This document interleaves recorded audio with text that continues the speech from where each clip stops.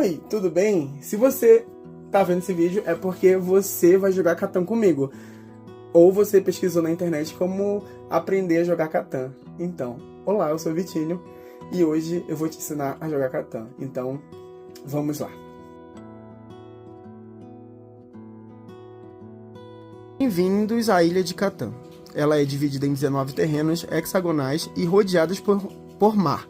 O objetivo do jogo é colonizar a ilha. No Catan, a gente vai ter 5 tipos de terrenos diferentes e um deserto.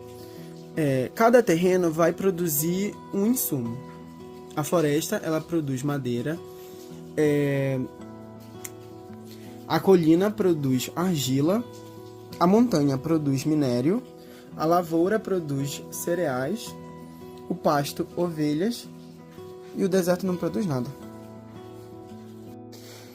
O jogo pode ser jogado por 3 a 4 pessoas. Cada pessoa vai ficar com uma corzinha. Pode ser vermelho, azul, amarelo ou branco. Para ter mais jogadores, você precisa comprar a expansão. Que não é o caso, vamos focar no jogo base. Cada jogador começa com 2 aldeias e 2 estradas. Cada aldeia vale 1 ponto de vitória. Ou seja, cada jogador já começa com 2 pontos de vitória. O primeiro jogador a conseguir 10 pontos de vitória ganha o jogo.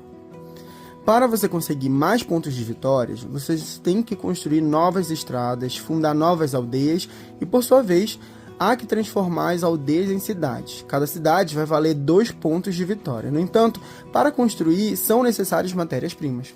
O próprio jogo vai disponibilizar esses ingredientezinhos aqui. No caso, receitas. Então, para você construir uma estrada, você vai precisar de madeira e argila. Para você construir uma aldeia, madeira, argila, trigo, não é trigo, mas enfim, trigo e ovelhas. No caso, ovelha. Para construir uma cidade, você precisa de 2 trigos e 3 pedras. E para construir uma carta de desenvolvimento, você precisa de um trigo, uma ovelha e uma pedra. As cartas de desenvolvimento, elas são diversas. E então a gente vai ter um monopólio, a gente vai ter, enfim, são vários tipos de cartas em que ela vai te dar algum tipo de vantagem. Também haverão cartas que automaticamente vão te dar pontos de vitória. Outro tipo de forma de você conseguir pontos de vitória é através dessas cartas especiais, em que elas não são definitivas, elas podem ser conquistadas por vários jogadores. Então, existe a carta da maior estrada e existe a carta da cavalaria. No caso, na maior estrada, quem tiver 5 estradas consecutivas ganha 2 pontos de vitória. Mas, como eu falei, essa carta ela pode ser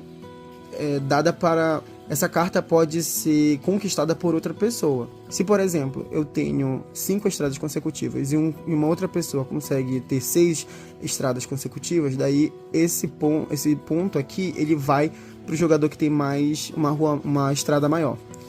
Já nesse caso da cavalaria, você precisa de cavaleiros. Esses cavaleiros eles só são conseguidos quando você compra cartas de desenvolvimento. Se você jogar 3 cartas dessa, você ganha essa carta aqui. Cada carta vai valer 2 pontos de vitória. E a ideia dessa daqui é igual a essa. Então, se por um acaso eu joguei 3 cartas de cavalaria, eu consegui esse ponto aqui. Se outra pessoa jogar 4 cartas dessa, ele fica com essa carta. Daí eu perco os meus pontos. Então, vamos lá. Em relação à configuração do jogo e onde a gente pode colocar as aldeias e as estradas. Bom, as estradas só podem ser postas nos caminhos, como você pode ver aqui, que são no caso dos lados dos hexágonos.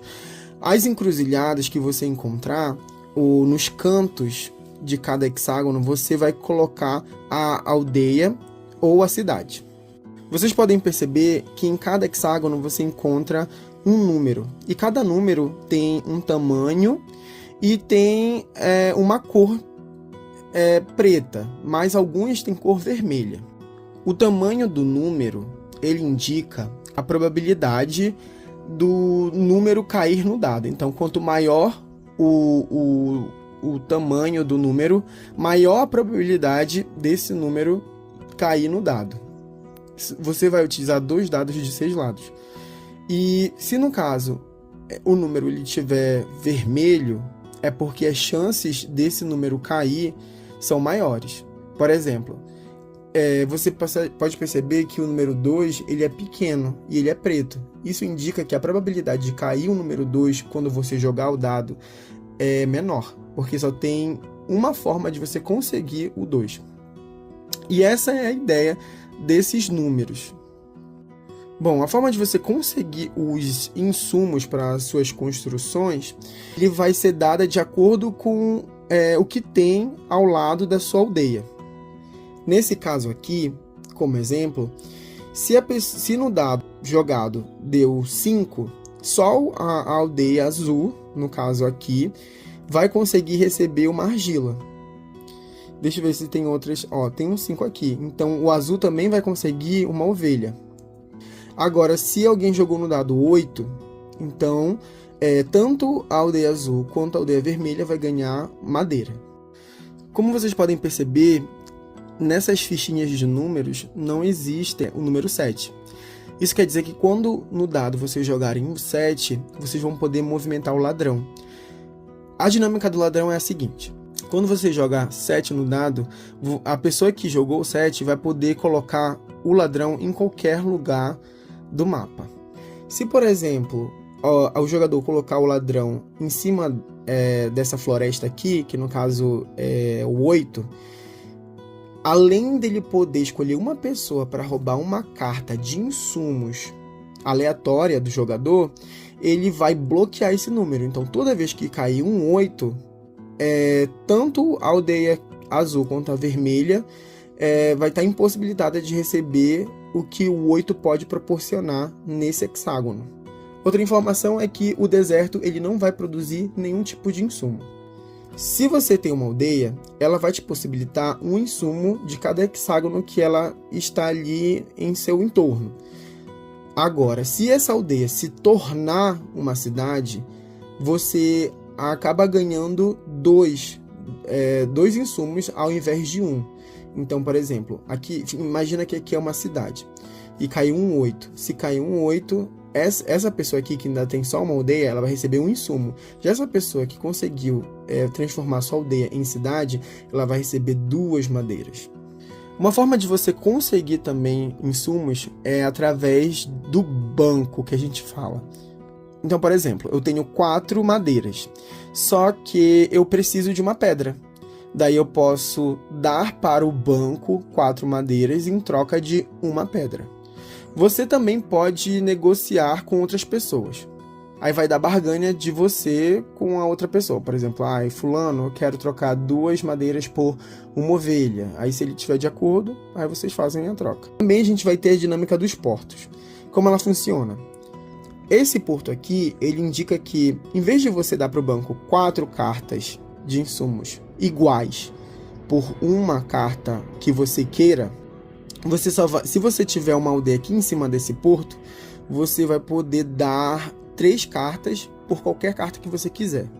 Nesse caso aqui, nesse outro porto, ele te exige 2 argilas em troca de qualquer carta que você quiser. Aí a mesma ideia vai para esse porto de madeira, o porto de trigo, de pedra, de ovelha. Uma coisa importante que você deve saber é que para você construir uma aldeia, você precisa estar em uma distância de 2 estradas para ser colocado uma outra aldeia. Então, por exemplo, o azul aqui, ele não poderia colocar uma aldeia bem aqui, porque só existe uma distância de uma estrada entre a aldeia que ele quer colocar e a aldeia que já existe. Então, ele vai precisar colocar, além dessa estrada, mais outra estrada aqui, para poder colocar uma aldeia aqui nova. Isso se dá também às aldeias dos outros colegas. Então, se por exemplo, bem aqui tivesse uma aldeia laranja, então ele não poderia construir uma aldeia azul nova. Sempre é uma distância de 2 estradas para poder ser estabelecida a sua aldeia. E apenas no início de cada jogatina que você vai poder colocar a aldeia, as suas aldeias onde você quiser. Por exemplo, eu coloquei azul aqui e coloquei azul aqui no início. A partir daí, você só vai poder criar novas aldeias se elas estiverem anexadas às aldeias que você colocou no início. Então, gente, esse foi o resumo das regras, de uma maneira bem resumida. Conforme você vai jogando, você vai aprendendo. E se você tiver alguma dúvida, jogue do lado do seu livro de regras. Mas eu acho que a ideia que vocês têm que ter, principal, tá toda aí no vídeo. Então, espero que vocês gostem, joguem aí Catan, e vocês vão perder, isso mesmo, vão perder pra mim. E é isso, tchau.